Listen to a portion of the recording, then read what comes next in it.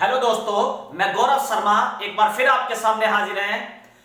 आज सुबह मैंने आपका जीएस का टेस्ट लिया और टेस्ट में बच्चों ने पार्टिसिपेट भी किया, पर बहुत कम बच्चों ने पार्टिसिपेट किया। पर जिन्होंने भी किया रिजल्ट अच्छा रहा। बच्चों ने पढ़ के टेस्ट दिया। आगे का टेस्ट मैंने आपका बता दिया है और मैं दोबारा बता देता हूं। एक मैथ का मैंने चैप्टर पढ़ाया था, नावधारा, वो आएगा। एक आपको करंट का टॉपिक पढ़ाऊंगा, जीएसटी, वो आएगा। और दो टॉपिक जो हैं वो जीएस के हैं। दो टॉपिक जो हैं वो जीएस के हैं। मैं एक बार फिर से फोटो डाल दूंगा, ठीक है। बच्चे कमेंट में पूछ भी सकते हैं। कुछ बच्चे जो टेस्ट नहीं दे पा रहे हैं, हमारी कोचिंग से जुड़े हुए नहीं है पहले, तो वो क्या काम करें, मेरे व्हाट्सएप नंबर पर मुझे मैसेज करके अपना नाम बता सकते हैं और कह सकते हैं भैया हमें ग्रुप में जोड़ दो, मैं उन्हें ग्रुप में जोड़ दूंगा। टेस्ट की फीस बिल्कुल फ्री है। 9548543948 ये मेरा व्हाट्सएप नंबर है। ये मेरा व्हाट्सएप नंबर है 9548543948 9548543948। ठीक है, आगे चलते हैं दोस्तों। आज मैं हिंदी का टॉपिक लेके हाजिर हुआ हूं और मैं आपको यह भी बताऊंगा, अभी आपका यूपी जेल वार्डन का पेपर आने वाला।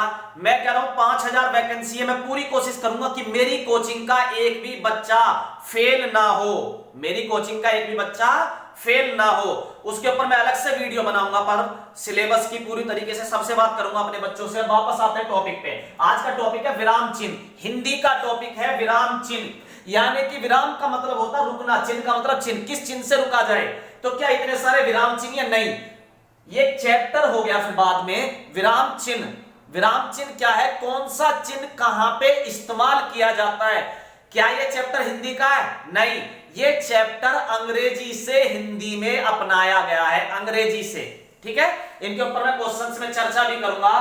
पहले आगे आते हैं। अब आपसे पेपर में क्वेश्चन किस तरीके से आएंगे, दो तीन तरीके से क्वेश्चन आएंगे। एक वाक्य लिखा होगा, उसमें पूछेगा कौन सा चिन्ह प्रयोग करा जाएगा, या बल्कि सबसे सीधा क्वेश्चन जो आता आपसे सीधा सीधा पूछेगा। जैसे पहले वाले को छोड़िए, आपसे कहेगा निम्नलिखित में से अल्प विराम कौन सा है। तो आप जरा समझिए अल्प विराम कौन सा है। ये अल्प विराम है, ये अल्प विराम। अब आपको ये तो किताब में भी लिखा मिल जाएगा, फिर अल्प विराम के बारे में बताना क्या। आप ये समझिए, अल्प विराम वो विराम चिन्ह है। विराम चिन्ह होते चार, लेकिन यहां पे विराम चिन्ह की बात अगर हम करेंगे, क्वेश्चन दे रखा होगा तो 20। कितने विराम चिन्ह? 20। कितने? 20। तो टोटल कितने होते हैं? 20 होते हैं। टोटल 20 होते हैं। टोटल कितने होते हैं? 20। वैसे अगर केवल विराम चिन्ह, केवल रुकने वाले की बात करें तो 4, उसमें से एक है अल्प विराम। लेकिन चिन्ह अगर आपसे पूछ रहे विराम चिन्ह की संख्या कितनी है, तो आप टिक करेंगे 20 पे। कितने पे? 20 पे। आपसे कहेगा अल्प विराम। अल्प विराम कैसे? पहले क्वेश्चन आएगा निम्नलिखित में से कौन सा अल्प विराम है। ये 4 चिन्ह बना देगा। कैसे बना देगा, जरा आप इसे देखिए। एक A option, B option, C option और डी ऑप्शन। बताइए निम्नलिखित में से अल्प विराम कौन सा है। तो एक तो हमें चिन्ह कैसे बनेगा ये याद होना चाहिए। ये रहा अल्प विराम, चूंकि हमने ये रट रखा है, ये हमने रट रखा है। दूसरी चीज, इससे सेकंड चीज क्या है, उस पर भी बात करते हैं।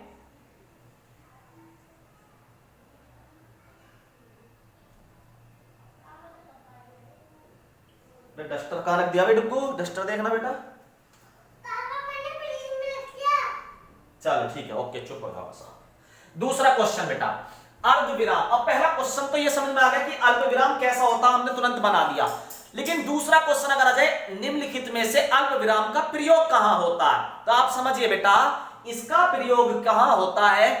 जैसे किसी संज्ञा के बीच में कह सकते हो आप, किसी संज्ञा के बीच में। जैसे कहा राम के 4 पुत्र हैं, राम के 4 पुत्र हैं, गौरव, सौरभ, मोहन, सोहन। तो इन चारों नामों के बीच में कौन सा चिन्ह लगाओगे इन सारों में से? अल्प विराम। तो संज्ञा के बीच में, जैसे निम्नलिखित पदार्थ धातु, निम्नलिखित पदार्थ धातु है, सोना, चांदी, लोहा, तांबा। तो इनके बीच में क्या करेंगे हम? अल्प विराम लगाएंगे। तो धातु भी तो संज्ञा होती है, तो संज्ञा शब्दों के बीच में हम अल्प विराम का प्रयोग करते हैं। अर्ध विराम का प्रयोग, क्या वाक्यों के बीच में अल्प विराम का प्रयोग हो सकता है? बिल्कुल हो सकता, अगर हमें कहीं नहीं रुकना है। अगर हमें, थैंक यू, अगर हमें कहीं नहीं रुकना है अगर हमें कहीं नहीं रुकना है ज्यादा देर के लिए, बहुत थोड़ी देर के लिए रुकना है, तो अल्प विराम का प्रयोग करा जाएगा।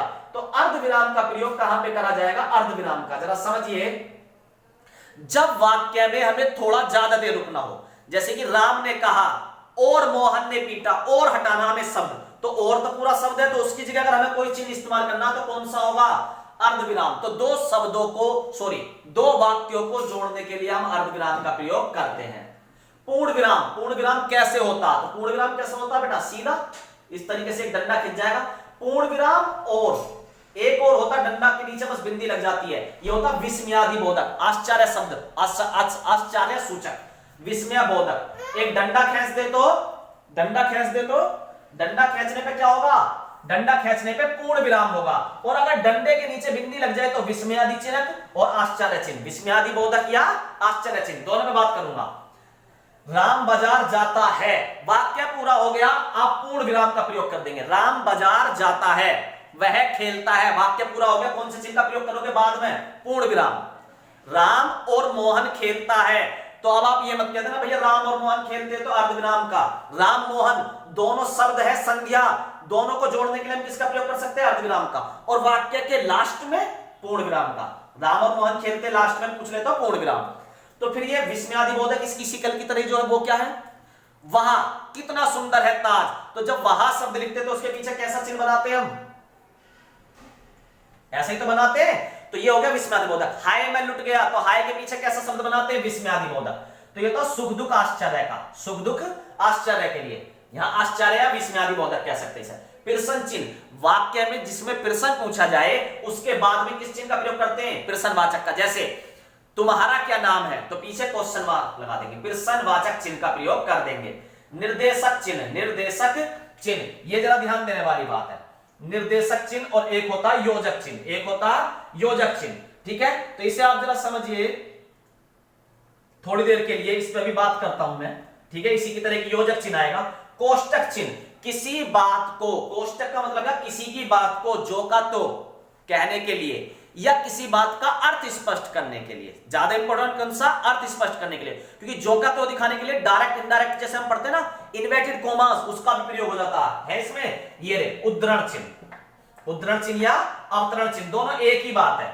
तो दोनों में डिफरेंस समझो। अगर किसी शब्द का, जैसे कोई कैड़ा सा शब्द आ गया, जैसे आ गया संस्कृत में भ्रात, अब हमें नहीं पता भ्रात का मतलब, मैडम जी भ्रात का मतलब क्या होता है, सर जी भ्रात का मतलब क्या होता है, हम कहेंगे भाई, भ्रात का मतलब भैया, तो आप ब्रैकेट में उसे लिख लोगे भैया, भ्रात के बराबर में। तो किसी शब्द का अर्थ स्पष्ट करने के लिए, किसी का अर्थ स्पष्ट करने के लिए हम कोष्टक चिन्ह का प्रयोग करते हैं। छठा भी रहकर बात करेंगे, कोष्टक चिन्ह का प्रयोग करते हैं, कोष्टक चिन्ह का प्रयोग करते हैं। दूसरा अवतरण चिन्ह, अवतरण चिन्ह क्या है?